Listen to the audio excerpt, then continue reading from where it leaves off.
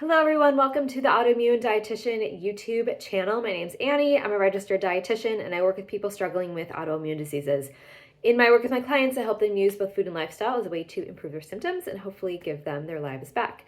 So the whole basis of my work with autoimmune clients is to use food to get inflammation down.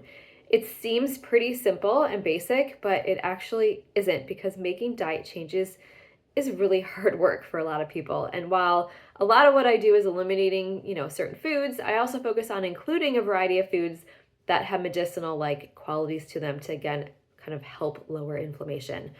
And these food additions can really help improve autoimmune disease symptoms because we are lowering inflammation. So today I'm going to give you my top 5 favorite anti-inflammatory foods to eat when battling inflammation. Before I jump in, I just need to attach my usual disclaimer to this video that the information in today's talk is not the substitute for the diagnosis, treatment, or care of disease by a medical provider. This is for informational purposes only. Please consult your qualified health professional for any changes you make to your medical care. Before I jump into my favorite foods, let's talk about the why. Once the why is explained, it makes it a lot easier for people to make dietary changes. So why food? Food contains bioactive compounds that interact with cellular molecules to influence change. These compounds can actually stop inflammatory cascades. They can influence the microbiome to produce anti-inflammatory compounds, and they can neutralize free radicals to prevent them from causing damage to our body.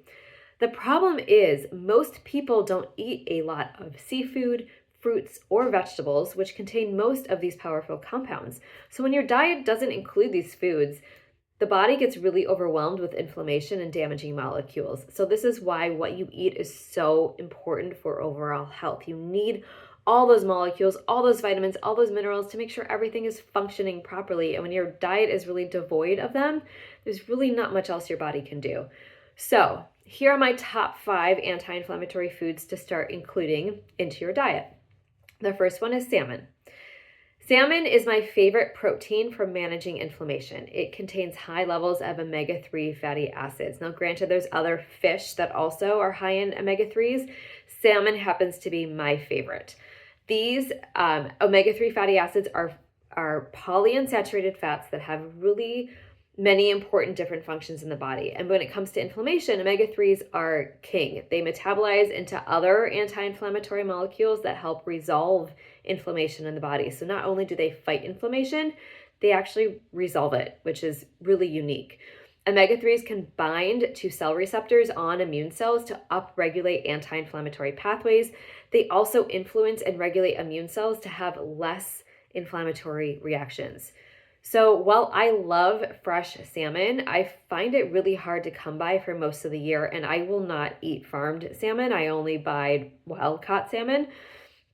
So I rely on canned salmon for much of my salmon needs. It's just like tuna, but with less mercury and more omega-3s. So you can sprinkle it on top of salads or soups. You can mix it with coconut yogurt to put on crackers or avocado.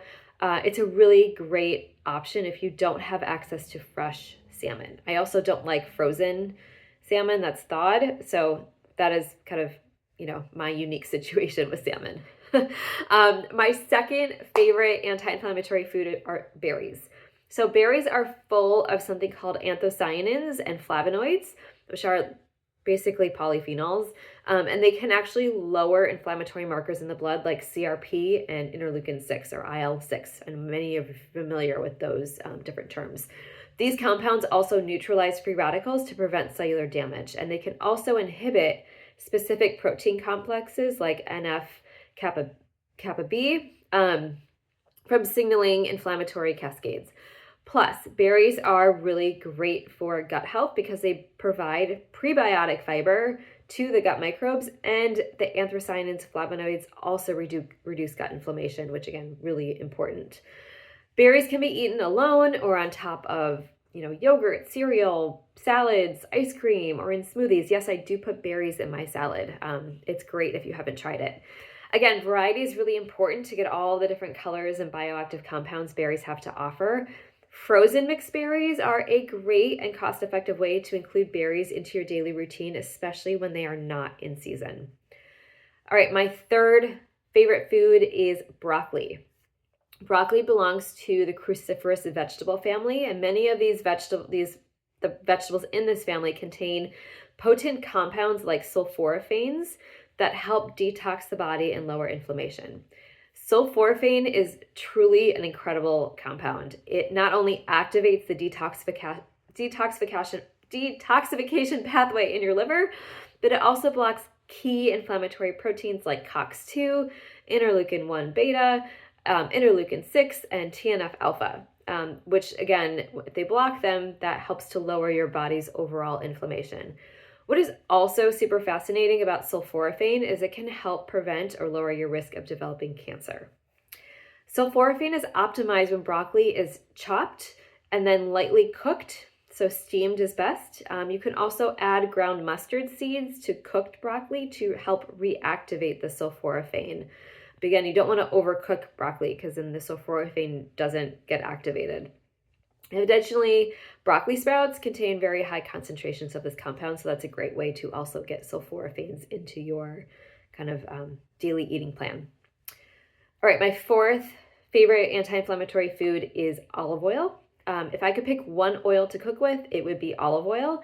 It contains something called oleocanthal, which is that peppery flavor that you get when you're just taking like a shot of olive oil. If you've ever done olive oil tasting, you know what I mean.